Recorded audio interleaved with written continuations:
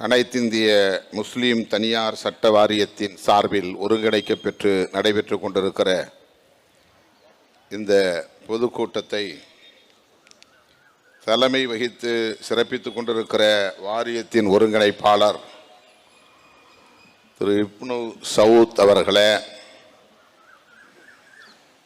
அனைவரையும் வரவேற்று சிறப்பித்திருக்கிற துணை ஒருங்கிணைப்பாளர் எஸ் ஃபாத்திமா முசாஃபர் அவர்களே, நம்மிடையே நிறைவாக உரையாற்றவிருக்கிற தமிழ்நாடு முஸ்லிம் முன்னேற்றக் கழகத்தின் தலைவர் சட்டமன்ற உறுப்பினர் அண்ணன் பேராசிரியர் ஜவாஹிருல்லா அவர்களே, எஸ்டிபிஐ கட்சியின் தலைவர் நெல்லை முபாரக் அவர்களே, தோழர் திருமுருகன் காந்தி அவர்களே, உரையாற்றி விடைபெற்று சென்றிருக்கிற மறுமலர்ச்சி திராவிட முன்னேற்றக் கழகத்தின் முன்னணி பொறுப்பாளர் தோழர் செந்தில் அதிபர் அவர்களே, உரையாற்ற காத்திருக்கிற பல்வேறு இயக்கங்களின் தலைவர் பெருமக்களே, திரளாக கூடியிருக்கிற இஸ்லாமிய சொந்தங்களே, காங்கிரஸ் பேர் இயக்கத்தின் மூத்த தலைவர் அண்ணன் பீட்டர் அல்போன்ஸ் அவர்களே, உங்கள் அனைவருக்கும் என்னுடைய பணிவார்ந்த வணக்கத்தை தெரிவித்துக் கொள்கிறேன். கடைசி வரையில் இருந்து நிறைவாக உங்களிடையே உரையாற்ற வேண்டும் என்ற ஆவல் இருந்தாலும் கூட, நாளை திருச்சிராப்பள்ளியிலே விடுதலை சிறுத்தைகள் கட்சியின் சார்பில் ஒருங்கிணைக்கப்பட்டிருக்கிற வக்ஃபு திருத்த சட்டத்தை திரும்ப பெற வலியுறுத்தி மதச்சார்பின்மை காப்போம் பேரணி குறித்த பல வேலைகள்,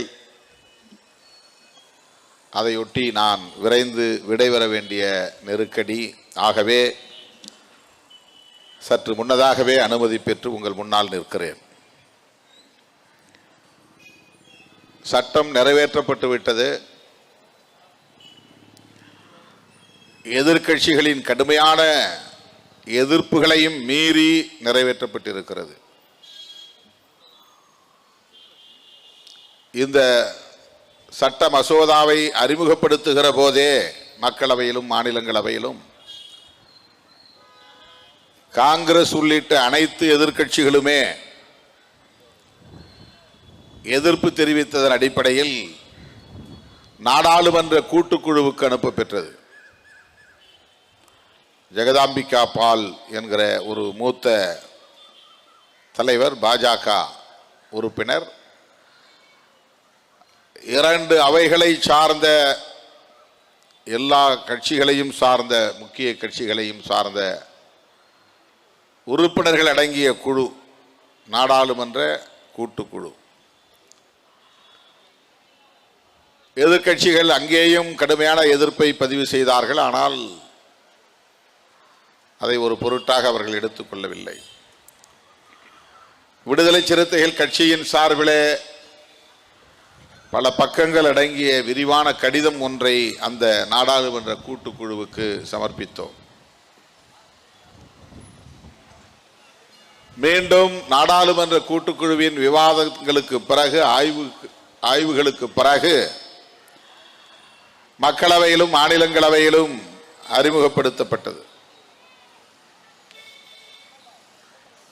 எதிர்க்கட்சிகள் அனைத்தும் கடுமையான எதிர்ப்பை தெரிவித்தோம். வாக்கெடுப்புக்கு விடப்பட்டது. வாக்கெடுப்பில் 282 பேர் என்று கருதுகிறேன், மிக கணிசமான எண்ணிக்கை,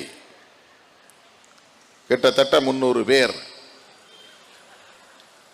எதிர்த்து வாக்களித்தோம். இவ்வளவு எதிர்ப்புகளையும் தாண்டி இந்த சட்டத்தை இந்த அரசு நிறைவேற்றி இருக்கிறது.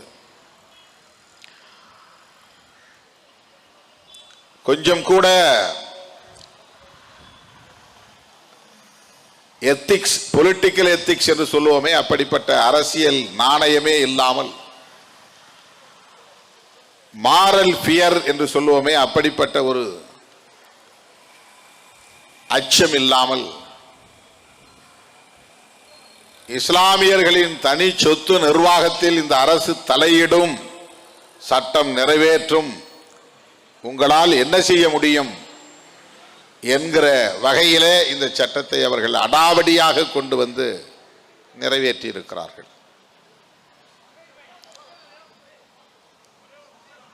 இது தொடர் கதையாக நீடிக்கிறது. பாஜக ஆட்சி பொறுப்பேற்ற நாளிலிருந்து இந்த 11 ஆண்டுகளாக அவர்கள் இஸ்லாமியர்களை குறிவைத்து தமது கையில் இருக்கும் ஆட்சி அதிகாரத்தை பயன்படுத்தி சட்டத்தின் பெயரால், நாடாளுமன்ற ஜனநாயகத்தின் பெயரால் இத்தகைய தாக்குதல்களை நடத்தி வருகிறார்கள். குடியுரிமை திருத்த சட்டம் அது இஸ்லாமியர்களுக்கு எதிரான தாக்குதல். அரசமைப்பு சட்டத்தின் உறுப்பு எண் 370 நீக்கம் இஸ்லாமிய சமூகத்திற்கு எதிரான ஒரு தாக்குதல். அது ஜம்மு காஷ்மீர் மாநிலத்திற்கு எதிரானது என்பதை விட இஸ்லாமியர்களை குறிவைத்து செய்த ஒரு தாக்குதல். முத்தலாக் திருத்த சட்டம் இஸ்லாமியர்களுக்கான தனி சட்ட உரிமைகளில் தலையீடு, வெளிப்படையான ஒரு தாக்குதல். இன்றைக்கு வக்ஃபு திருத்த சட்டம், வேறு எந்த மதத்தின் தனி சொத்து நிர்வாகத்திலும் தலையிடாத இந்திய ஒன்றிய பாஜக பாசிச அரசு இஸ்லாமியர்களின் நலன்களுக்கான வக்ஃபு சொத்து நிர்வாகத்தில் அடாவடியாக தலையிடுகிறது. சட்ட விரோதமாக சட்டத்தின்படி செயல்படுகிறது, சட்டத்தை பயன்படுத்தி செயல்படுகிறது, நாடாளுமன்ற ஜனநாயகத்தை பயன்படுத்தி செயல்படுகிறது. அது சட்ட விரோதமானது. சட்டத்தின் பெயரால் சட்ட விரோதம், ஜனநாயகத்தின் பெயரால் ஜனநாயக விரோதம்.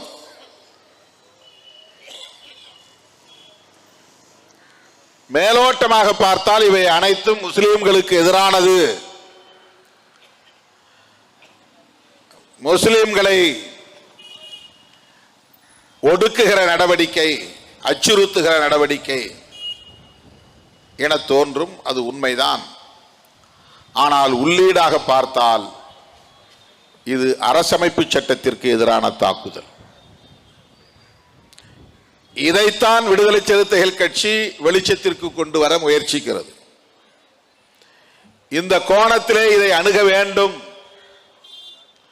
அனைத்து எதிர்க்கட்சிகளும் இதனை உயர்த்தி பிடிக்க வேண்டும். இந்திய அரசியலை மதச்சார்பின்மைக்கு ஆதரவான, மதச்சார்பின்மைக்கு எதிரான என்கிற வகையிலே இருதுருவ உரையாடல்களாக மாற்ற வேண்டும் என்கிற அடிப்படையில் தான் இந்த சட்ட மசோதாவை மக்களவையிலே அறிமுகப்படுத்திய போது எதிர்த்த விசிக, விடுதலை சிறுத்தைகள் கட்சி, நாடாளுமன்ற கூட்டுக்குழுவிலே எதிர்ப்பு தெரிவித்த விடுதலை சிறுத்தைகள் கட்சி,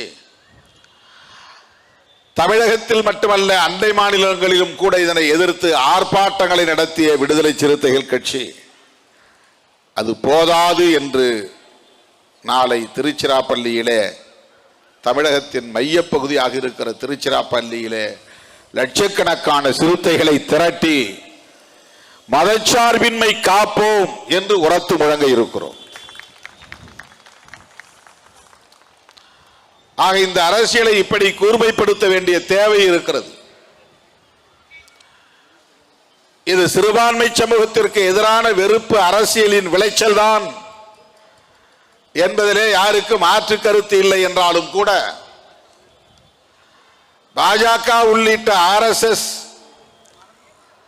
தலைமையிலான சங்க பரிவாரங்களின் இறுதி இலக்கு என்பது அரசமைப்பு சட்டத்தை தாக்கி தகர்ப்பதுதான். ஏனென்றால் அரசமைப்பு சட்டத்தின் உயிர் மூச்சு கோட்பாடாக இருப்பது மதச்சார்பின்மை. அரசமைப்பு சட்டத்திலே பல கோட்பாடுகள், முதன்மையான கோட்பாடுகள் உள்ளன, பல இசங்கள் உள்ளன. புளூரலிசம், பன்மைத்துவம், அது அரசமைப்பு சட்டத்தின் மிக முக்கியமான கோட்பாடு. பெடரலிசம், அது ஒரு இசம். கூட்டாட்சி தத்துவத்தை ஏற்கிற ஒன்றிய அரசு, அதன் அடிப்படையில் இயங்க வேண்டிய ஒன்றிய அரசு. அரசமைப்பு சட்டத்தின் கோட்பாடுகளுள் பெடரலிசம், புளூரலிசம் என்பதை போல செக்யூலரிசம் என்பது முக்கியமானது.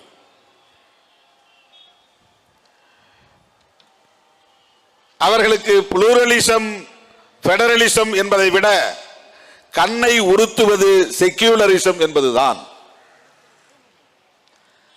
செக்யூலரிசம் என்பது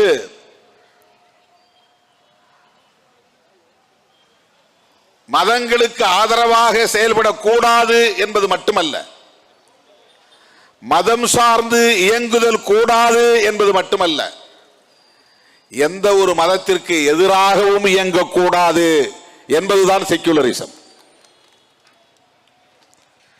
மதம் சார்ந்து இயங்கக்கூடாது என்பது எவ்வளவு முக்கியமோ அப்படி எந்த ஒரு மதத்தையும் எதிராக நிறுத்தக்கூடாது, எந்த ஒரு மதத்திற்கு எதிரான வெறுப்பையும் விதைக்க கூடாது என்பதுதான் செக்யூலரிசம்.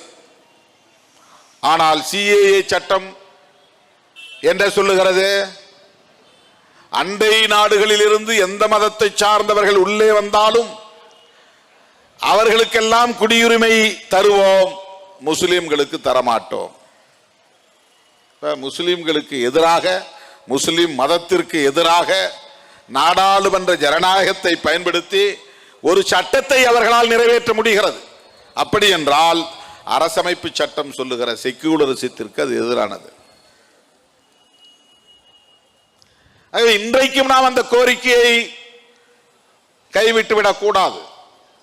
குடியுரிமை திருத்த சட்டத்தை திரும்ப பெறு, திரும்ப திரும்ப சொல்ல வேண்டும். அதே போல வக்ஃபு திருத்த சட்டம், இந்தியாவில் எந்த மதத்தின் தனிச்சொத்து நிர்வாகத்திலும் தலையிடாத அரசு வக்ஃபு தனிச்சொத்து நிர்வாகத்தில், இறை சொத்து நிர்வாகத்தில் ஏன் தலையீடு செய்கிறது? இஸ்லாமியர் அல்லாதவர்களை உறுப்பினர்களாக நியமிப்போம் என்று சட்டம் இயற்றுவது எவ்வளவு மோசமான ஒரு எதேச்சதிகார போக்கு, அடாவடித்தனமான போக்கு, ஆக்கிரமிப்பு போக்கு, ஆதிக்க போக்கு, ஆணவ போக்கு, தான் தோன்றித்தனமான போக்கு. அதிகாரம் கையிலே இருக்கிறது என்பதற்காக, இஸ்லாமியர்கள் சிறுபான்மையினர் என்பதற்காக எதையும் செய்ய முடியும் என்கிற அந்த ஆணவத்தின் உச்சம் இந்த வக்ஃபு சொத்து நிர்வாகத்திலே தலையீடு செய்வதும், இஸ்லாமியர் அல்லாதவர்களை அதிலே உறுப்பினர்களாக நியமிப்போம் என்று சட்டம் நிறைவேற்றுவதும். ஆகவே இது அரசமைப்பு சட்டத்திற்கு எதிரான தாக்குதல். இதனை நாம் எப்படி வேடிக்கை பார்க்க முடியும், அனுமதிக்க முடியும்? தோழர்களே, தமிழ்நாட்டில் ஜெயலலிதா அம்மையார் மதமாற்ற தடை சட்டம் கொண்டு வந்த போது அது இஸ்லாமியர்களுக்கும் கிறிஸ்தவர்களுக்கும் எதிரான சட்டம் என்று எல்லோரும் எண்ணிக்கொண்டிருந்த வேளையில் அது தலித்துகளுக்கு எதிரானது என்று அடையாளப்படுத்திய இயக்கம் விடுதலை சிறுத்தைகள் கட்சி. தலித்துகளுக்கான சுதந்திரத்தை, தலித்துகளுக்கான மதம் மாறும் உரிமைகளை தடுக்கிற சட்டம் இது மதமாற்றம் செய்கிற முஸ்லிம்களுக்கு எதிரானது, மதமாற்றம் செய்கிற கிறிஸ்தவர்களுக்கு எதிரானது என்று எல்லோரும் பேசிக் கொண்டிருந்த போது நாங்கள் அதிலே தலையிட்டு கடுமையான எதிர்ப்பை தெரிவித்தோம். எங்களுக்கு இந்த மதத்திலே இருக்கிற கொடூரமான வன்கொடுமைகளை எதிர்கொள்வதற்கு வேறு வழி இல்லை, இதை விட்டு வெளியேறுவதற்கான சுதந்திரம் தேவை, மதம் மாறுவதற்கான உரிமை தேவை, இந்த சட்டம் தலித்துகளுக்கு எதிரானது என்று உரத்து குரல் கொடுத்தோம். அதன் அடிப்படையில் தான் தமிழ் பெயர் சூட்டுகிற நடவடிக்கை. அதன் அடிப்படையில் தான் இந்துத்துவ பண்பாட்டு திணிப்பு எதிர்ப்பு மாநாடு மிக கடுமையாக எதிர்ப்பு தெரிவித்தோம். அப்படித்தான் குடியுரிமை திருத்த சட்டம் வந்தபோது எல்லோரும் அது முஸ்லிம்களுக்கு எதிரானது என்று விமர்சித்துக் கொண்டிருந்த வேளையில் அது அரசமைப்பு சட்டத்திற்கு எதிரானது என்று அடையாளப்படுத்தினோம். இன்றைக்கும் வக்ஃபு திருத்த சட்டம் முஸ்லிம்களுக்கு எதிரானதுதான். ஆனால் அதைவிட கடுமையாக அரசமைப்பு சட்டத்தை குறிவைத்து தாக்குதல் நடத்துகிறார்கள் என்பதுதான் நாம் உணர வேண்டிய உண்மை. எனவே இதை இன்னும் இஸ்லாமியர் அல்லாத ஜனநாயக சக்திகளின் பரப்பிலே கொண்டு போய் சேர்க்க வேண்டும். இஸ்லாமியர் அல்லாத இயக்கங்களை இந்த களத்திலே ஒருங்கிணைக்க வேண்டும். இஸ்லாமியர் அல்லாத அரசியல் கட்சிகள் இதை இன்னும் விரிவாக பேச வேண்டும். அவர்களை அம்பலப்படுத்த வேண்டும். வெகு மக்களிடையே கொண்டு போய் சேர்க்க வேண்டும். 1.25 ஆண்டு தொடர்ந்து போராடி விவசாயிகள் நிறைவேற்றப்பட்ட சட்டத்தை திரும்ப பெற வைத்தார்கள்.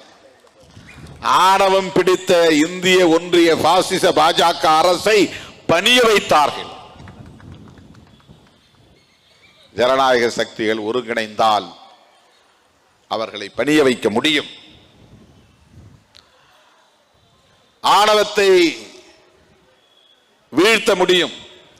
அந்த நம்பிக்கையோடு நாம் இந்த களத்தில் கைகோர்த்து நிற்போம் என்பதை சொல்லி, இந்திய அரசியலை மதச்சார்பின்மைக்கு எதிரான சக்திகள் பாஜக தலைமையிலும் மதச்சார்பின்மைக்கு ஆதரவான சக்திகள் இந்தியா கூட்டணி என்கிற களத்திலும் நிற்கிறோம் என்பதை இன்னும் கூர்மைப்படுத்துவோம். தமிழகத்தை பொறுத்தவரையில் மதசார்பற்ற முற்போக்கு கூட்டணி தான் மதச்சார்பின்மை என்கிற தத்துவத்தை, செக்யூலரிசம் என்கிற தத்துவத்தை பாதுகாக்க போராடுகிறது என்பதை மக்களிடையே கொண்டு போய் சேர்ப்போம். இதையெல்லாம் திசை திருப்பக்கூடிய வகையிலே இன்றைக்கு தமிழகத்தில் பிஜேபி காய்களை நகர்த்துகிறது. அதற்கு அதிமுக துணை போகிறது. வெறும் தேர்தல் ஆதாயம் கருதி சில கட்சிகள் கணக்கு போடுகின்றன. அவர்கள் அனைவரையும் ஒரு சேர மக்களிடத்திலே அம்பலப்படுத்துவோம், வீழ்த்துவோம் என்பதை சொல்லி இந்த வாய்ப்புக்கு நன்றி கூறி முடிக்கிறேன். நன்றி, வணக்கம்.